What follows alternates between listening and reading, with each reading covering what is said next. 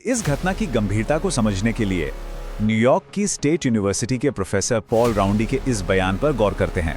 El Nino पर research करने वाले दुनिया के सबसे प्रमुख वैज्ञानिकों में से एक प्रोफेसर राउंडी का कहना है कि संभावनाएं स्पष्ट रूप से इस ओर बढ़ रही हैं कि ये 1870 के दशक के बाद का सबसे बड़ा अल नीनो इवेंट हो सकता है।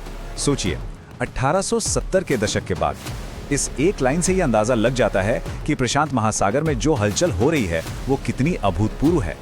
इस शुरुआत करते हैं पहले हिस्से से, इस परिघटना को समझना और इसका बेसलाइन मेट्रिक क्या है। देखिए, प्रशांत महासागर में आमतौर पर वॉकर सर्कुलेशन काम करता है। इसमें तेज हवाएं गर्म पानी को एशिया की तरफ धकेलती हैं, लेकिन अल नीनो के दौरान होता यह है कि ये हवाएं या तो कमजोर पड़ जाती हैं या पूरी तरह से उल्टी बहने लगती हैं। नतीजा, वो सारा गर्म पानी वापस मध्य और पूर्वी प्रशांत महासागर की तरफ आ जाता है। तकनीकी भाषा में कहें तो जब भूमध्य रेखीय प्रशांत महासागर के नीनो 3.4 क्षेत्र में सतह का तापमान लगातार कई महीनों तक औसत से सिर्फ 0.5 डिग्री सेल्सियस भी ज्यादा रहता है तो उसे अल नीनो मान लिया जाता है। इस 0.5 डिग्री के आंकड़े को दिमाग में बिठा लीजिए, क्योंकि आगे जो आंकड़े आने वाले हैं वो सचमुच होश उड़ा देने वाले हैं। और यहीं से हम अपने दूसरे भाग पर आते हैं, 2026 का सुपर स्केल और इसकी अभूतपूर्व वृद्धि।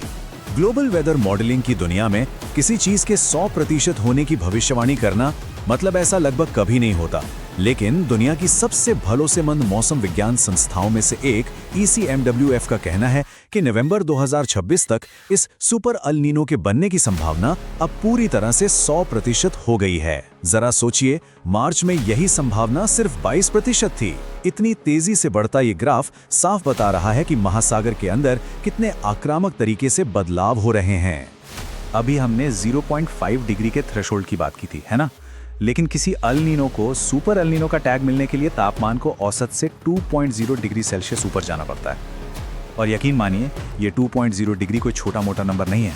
इतनी ज़्यादा गर्मी जब समुद्र से वायुमंडल में ट्रांसफ़र होती है तो वो हमारी पृथ्वी की जेट स्ट्रीम्स यानी आसमान में तेज़ गति से बहने वाली हवाओं के रास्तों को भी अपनी जगह से खिसका देने की ताकत रखती है। यही वजह है कि 1950 के बाद से अब तक सिर्फ 5 बार ऐसे सुपर अल नीनो रिकॉर्ड किए गए हैं।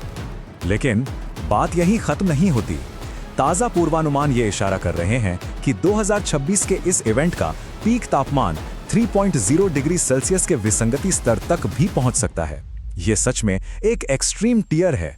इसका सीधा सा मतलब यह है कि ये इवेंट 1997-98 के उस ऐतिहासिक और विनाशकारी एल नीनो को भी पीछे छोड़ने की राह पर तेजी से आगे बढ़ रहा है। और यहीं पर एक और बहुत गंभीर पहलू सामने आता है, जिसे मल्टीप्लायर इफेक्ट कहते हैं।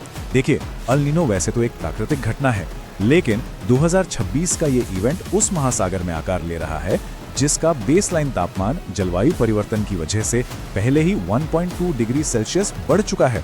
इसका मतलब है कि ये प्राकृतिक गर्मी अब उस गर्मी के ऊपर एक और लेयर बना रही है जो हमने यानी इंसानों ने पैदा की है।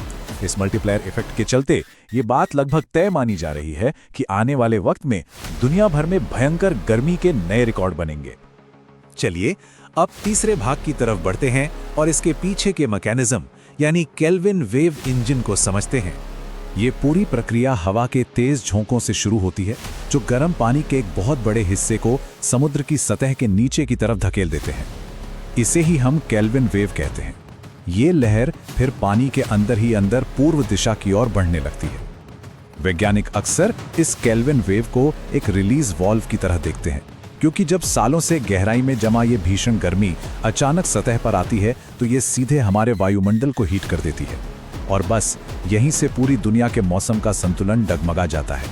अब आते हैं चौथे भाग पर, जो शायद सबसे ज्यादा चिंताजनक है, इसके अनुमानित वैश्विक प्रभाव और दुनिया भर में होने वाले इसके परिणाम। अल नीनो का असर पूरी दुनिया में एक जैसा नहीं होता। ये बहुत ध्रुवीकरण करने वाला होता है।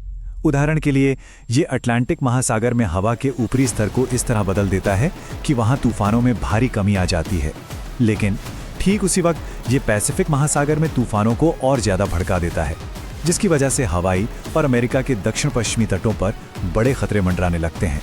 मतलब एक ही घटना है, लेकिन उसके दो बिल्कुल अलग अलग चेहरे देखने को मिलते हैं। तूफानों के अलावा दुनिया के बाकी हिस्सों की तस्वीर भी कुछ कम डराने वाली नहीं है। अमेरिका के कुछ हिस्सों में मौसम बेहद गर्म और तूफानी हो जाएगा, लेकिन हमारा ध्यान सबसे ज्यादा जिन दो क्षेत्रों पर जाना चाहिए वो है अमेज़न बेसिन और एशिया। अमेज़न को हमारी पृथ्वी के फेफड़े कहा जाता है और वहां पहले ही वनों की कटाई की समस्या विकराल है। ये सुपर अल नीनो वहां ऐसा सूखा और आग का खतरा पैदा करेगा जो तबाही ला सकता है।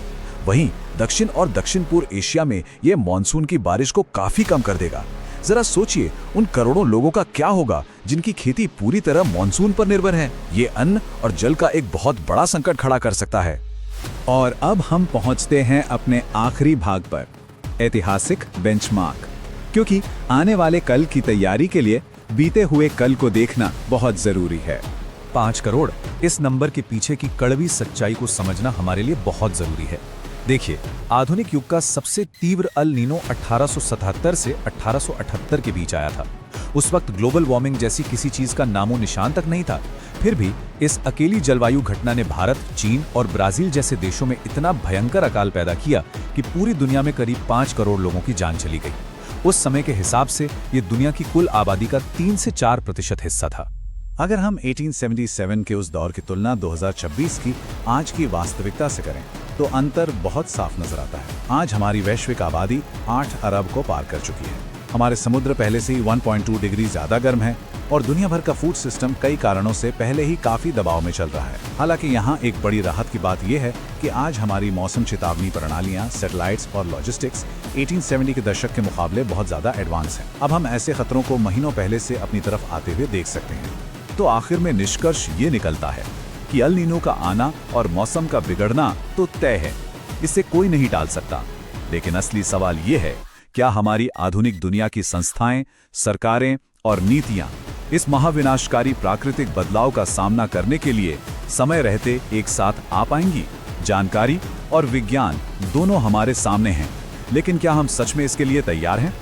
इस गंभीर और विचारोत्तेजक सवाल के साथ हम आज की इस चर्चा को यहीं विराम देते हैं। इस विषय को और गहराई से समझने के लिए हमारे साथ जुड़े रहें।